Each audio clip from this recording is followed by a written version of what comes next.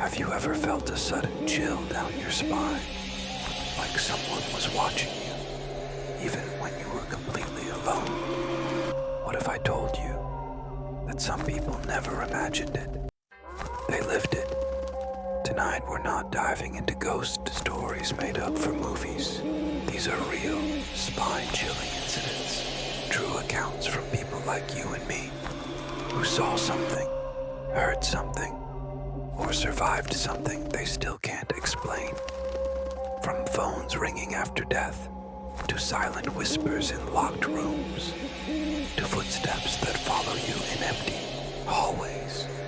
The stories you're about to hear will make you question what's real and what lives just beyond the veil. Because of the most terrifying part, these things didn't happen in some faraway haunted mansion. They happened in ordinary places, homes, roads, phones, dreams. So dim the lights, put your headphones on, and remember, sometimes it's not your imagination. Welcome to Unsolved Shadow. Let's begin. Story 1. The tunnel that doesn't exist.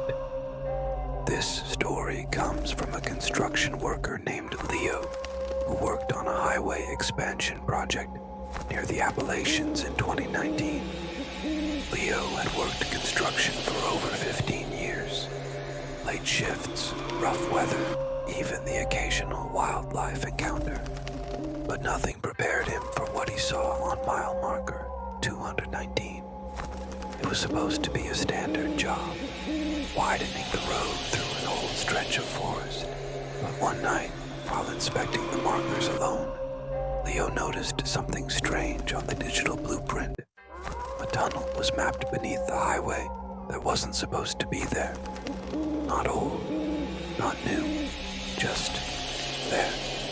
He asked the site engineer about it the next day. They laughed. There's no tunnel. The terrain is solid. Still, he couldn't stop thinking about it.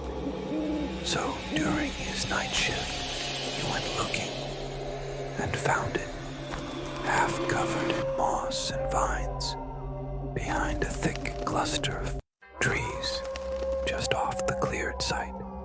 A stone tunnel entrance, old, cracked, with metal doors sealed shut, and a small plaque on the side. The writing was rusted, almost unreadable, but the words State Experiment 1942 were barely visible.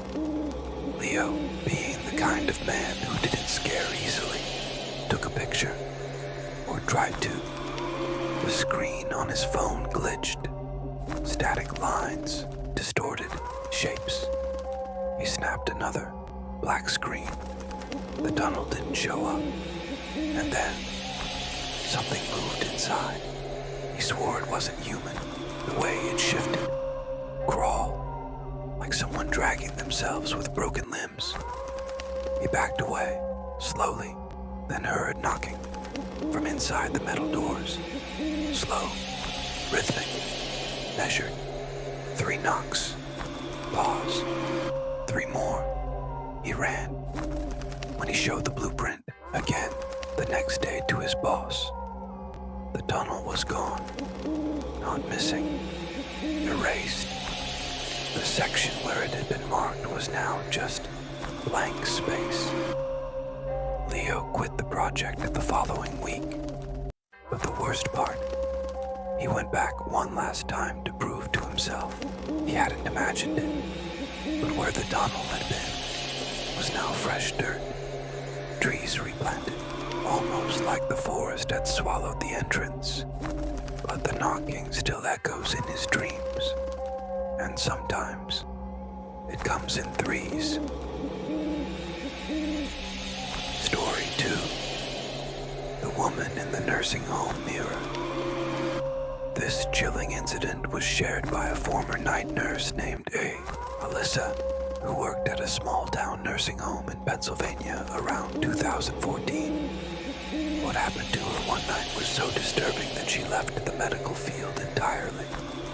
Alyssa was assigned to the dementia wing, These were patients who often mistook shadows for people, spoke to things that weren't there, or forgot where they were altogether. So when a resident named Miss Dorothy began talking to her mirror, no one thought twice. In fact, the staff gently removed the mirror from her room, assuming it was causing distress. But that only made things worse. Dorothy began screaming at night, pointing to the blank wall where the mirror used to hang. "She's angry now," she whispered to Alyssa one night. "She liked watching me through the glass." Disturbed, Alyssa tried to comfort her, chalking it up to confusion. But the next morning, another patient, who hadn't spoken in 3 years, started mumbling the same phrase. "She's angry now." That night, Alyssa sat in the hallway near Dorothy's room, uneasy. At 3:11 a.m., the hallway lights flickered. From inside the room, she heard Dorothy talking calmly, laughing even. Alyssa peered through the cracked door. Dorothy was sitting up, smiling, talking to her mirror. But the mirror was still gone. There was just a blank wall. And on that wall, Alyssa swore, was a faint, glossy reflection, like a mirror that wasn't physically there, but somehow still was. And in it, a second woman was standing behind Dorothy. No one else saw it. No one else believed it. But things escalated. Over the next week, 4 residents died suddenly. All of them had been in the same hallway. When Alyssa asked to review the security tapes, the facility director refused. Said the wing's cameras had malfunctioned. So Alyssa left. But before she quit, she returned to Dorothy's room one last time, just to see. Dorothy was asleep, peaceful, but in the reflection of the darkened TV screen across from the bed, a woman stood right behind Alyssa, smiling. When she turned, there was no one there, but Alyssa never looked into a mirror the same way again. Story 3. The Screaming Room in the Motel. This account comes from a travel vlogger named Jamie, who, in 2019, was documenting abandoned or low-rated motels across the American Southwest. She never expected that one night in New Mexico would change the way she viewed the world and reality forever. She'd been driving for nearly 10 hours straight and needed a place to rest before heading to a ghost town the next morning. She found a dusty, out-of-the-way roadside motel with faded signs and only 2 cars in the lot. The clerk barely looked at her, handed her the key to room 103, and muttered, "Don't leave your window open." Jamie thought it was odd, but shrugged it off. When she entered room 103, the air was heavy, stale. But what really caught her attention was the wallpaper. Old, yellowed, and peeling back in claw-like strips, especially in the corner by the window. That same window, nailed shut from the inside. Still, she was exhausted. She filmed a quick clip for her vlog, then collapsed into bed, still fully clothed. At 2:47 a.m., Jamie was jolted awake by screaming. At first, she thought it was from the TV, but it was unplugged. The scream came again, loud, desperate. A woman's voice shrieking in what sounded like pain or pure terror. Jamie froze. It sounded like it was coming from the room next to hers. But when she opened the door and peeked out, the 2 rooms beside hers had the doors nailed shut with wooden planks. No lights, no sounds. She rushed back inside, locking every bolt. Then the scream came again, this time from inside her own bathroom. Jamie crept toward the door, holding her phone like a weapon. She slowly opened it. Nothing, but the mirror was fogged over. someone had been inside, breathing hard, and in the condensation, 3 long scratches had been drawn, vertical, precise. She wiped it clean, heart pounding. Then she saw it, just behind her in the reflection, a woman's shape, ragged, hair hanging in front of her face, standing right in the bathtub. Jamie turned around, ready to fight, but the tub was empty. She fled the motel immediately. The next day, she returned during daylight with a friend, determined to document the place. But room 103 didn't exist. The rooms jumped from 102 to 104. No room in between. When she showed the motel clerk her key, he looked terrified. "Where did you get this?" he asked. "That room's been sealed for years. A woman was murdered there. They say her screams never left the walls. Jamie still keeps that motel key and never books a room with peeling wallpaper again." Story 4. The Man in the Woods That Shouldn't Exist. This chilling story comes from a forest ranger named Alan, who worked in the dense, remote mountains of northern Washington. Rangers like him are used to the strange. Animal calls at night, hikers seeing shadows, but nothing could have prepared him for what he encountered one night in October 2016. Alan was doing his usual solo patrol just before winter hit. That particular evening was foggy, thick fog that clung to everything, muffling sound, distorting light. Around 8 p.m., while checking an isolated trail, his radio picked up a crackling voice. It was faint, garbled, but he made out one thing clearly. "He's watching me." Alan froze. He tried responding, but got only static. He called dispatch. They hadn't logged any distress signals. No one was supposed to be out there. He followed the sound toward the source, hiking a narrow path through the trees. And then, about 50 feet ahead in the fog, he saw a man. The figure stood completely still, not moving. Facing away, Alan called out, "Sir, are you all right?" No response. He took a step closer. Still no movement. Something felt wrong. The man was wearing what looked like a park ranger's uniform, but it wasn't regulation. It was off somehow. The patches were in the wrong place. The jacket looked decades old. When Alan was just 15 feet away, the man suddenly turned around. But here's the thing.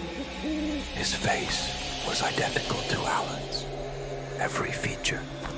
Nose, eyes, even the scar above his eyebrow. One he got from falling off his bike as a kid. It was like he was looking in a mirror, but the reflection wasn't copying him. It was smiling. And then it spoke, in Alan's exact voice. "You shouldn't be here." Before Alan could move, the fog swallowed the figure. Gone. No footsteps. No sound. Just silence. He sprinted back to his truck and drove straight to base. When he filed a report, his supervisor stared at him and quietly said, "You're the 3rd ranger this year to see him." To this day, no one knows who or what that thing is.